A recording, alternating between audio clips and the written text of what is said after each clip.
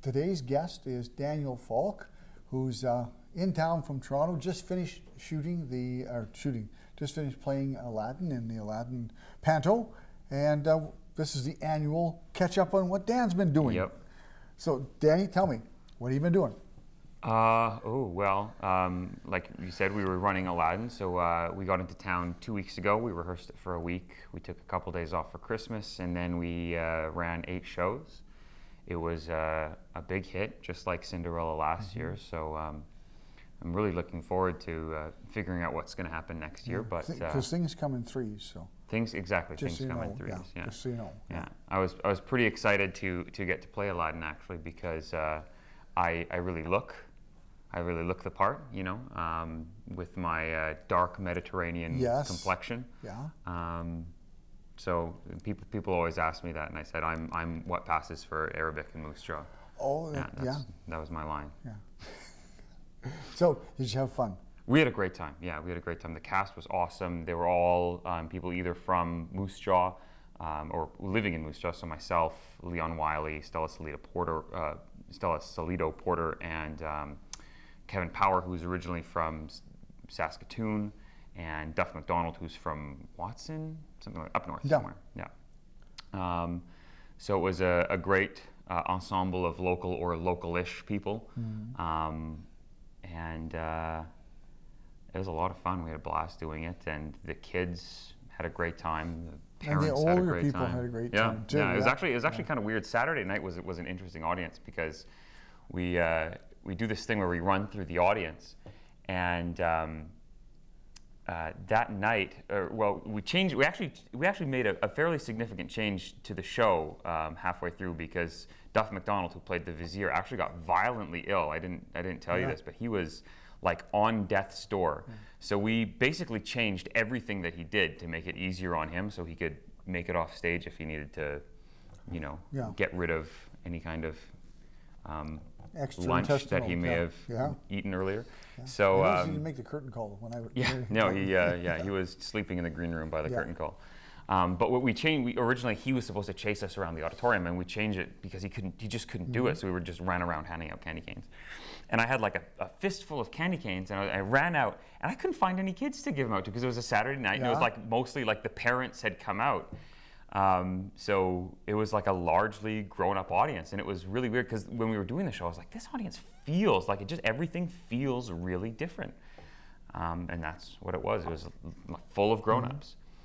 So I think that's one of the great things about the show, is that it really had a sort of broad spectrum appeal. Yeah. Oh, yeah. Because I know I got to boo and hiss and everything. You're just a big kid, though. Well, okay. Yeah, and I love some of the lines that the villain is such a great part to play. Oh, like yeah. if I was going to play it, I wanted to be the villain, because and he goes, "I love children, boiled."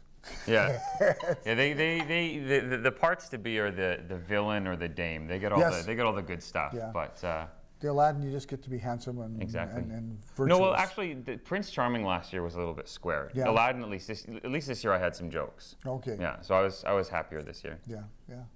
Well, and so that brought you back. Of course, you're working and living and working successfully in Toronto. Yeah. And your wife Sarah is down there too, and she's on the road. She's on the road. Yeah, she did a tour this fall for 3 months. It toured Canada. She was actually in Moose Jaw. It was a Tupi and Binu show.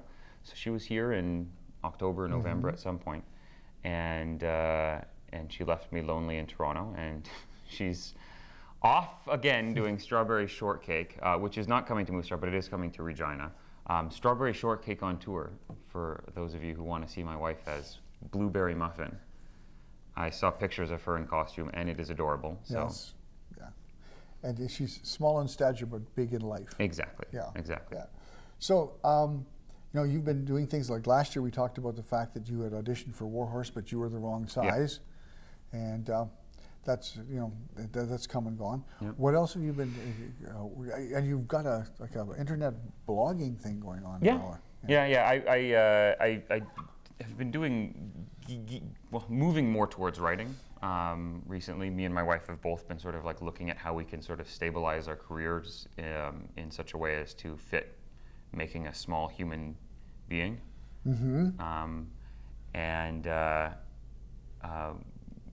I've written shows before and stuff like that. So I've been moving more and more towards that. So I started writing just these short humor pieces that I've published on, have been published on McSweeney's Internet Tendency or The Big Jewel, a few different humor websites.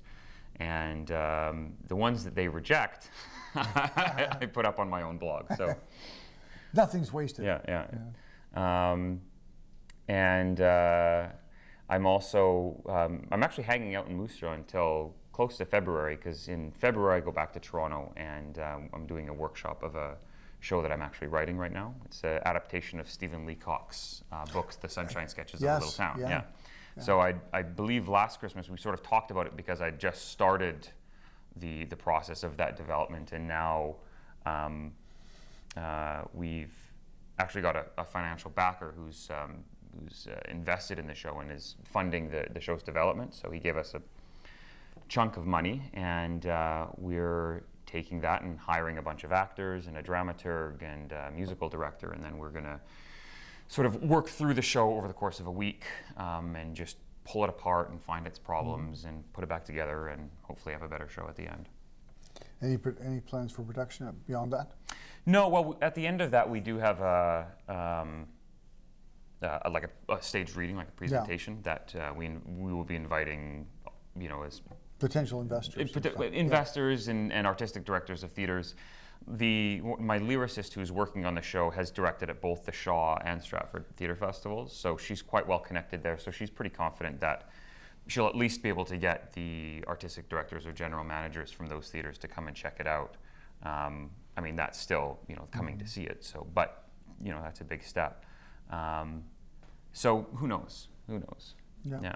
But there is opportunity for it. Yeah. And Mom's Cooking's not bad. Exactly. Mom's Cooking's not bad. So, although I do tend to put on weight when I'm in town because I walk everywhere in Toronto, and here I drive everywhere and eat Mom's food. So I tend to fill out by about 10 pounds. Last summer you worked at, was it?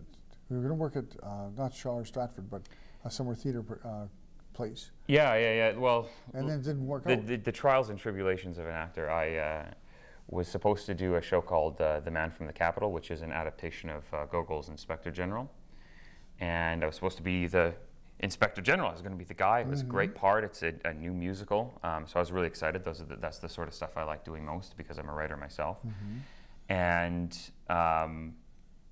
a month before the contract was set to begin, the artistic director sent me an email and said, "Hey, I'm really sorry, but we've run out of money, so we're pulling the plug on the show." Essentially what had happened was the artistic director had been fighting with the board to try to just run the show anyways, but just run it at a deficit, and the board said no and sort of power played her and pulled the plug. So I had the consolation prize was that me and my wife went on a big trip to Germany when I was supposed to have been running that show. So I wasn't too unhappy. And you could have made a travelogue and then maybe sold it on the internet or something, and you could have made some money out of it. Could have done just that. Now I tell it to you. Oh, darn. Yeah. And in the fall, you were writing again, and yeah. And so I was like this fall, like we took some of the money that investor gave us and essentially used it to pay ourselves to just work on the show. So that's what I did this fall. I actually worked on that and then took some screenwriting classes at George Brown College just to keep myself out of trouble and just improve. And and that's what I was doing over the course of the fall. Yeah. So this year's got big plans.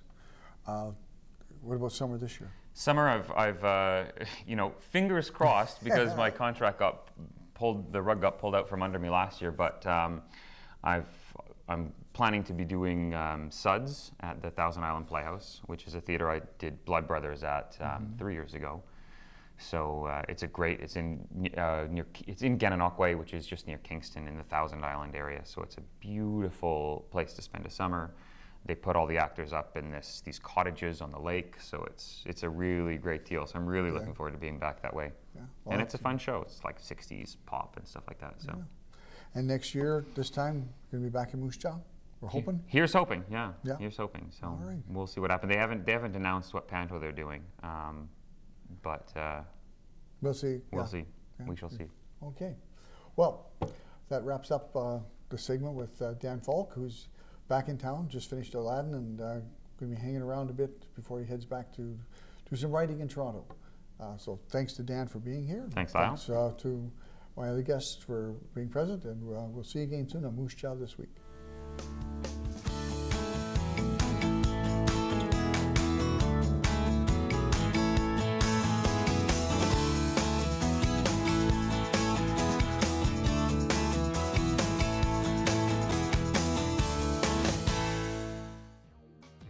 The opinions expressed on the program you have just watched are not necessarily those of Shaw Cable Systems or of this station.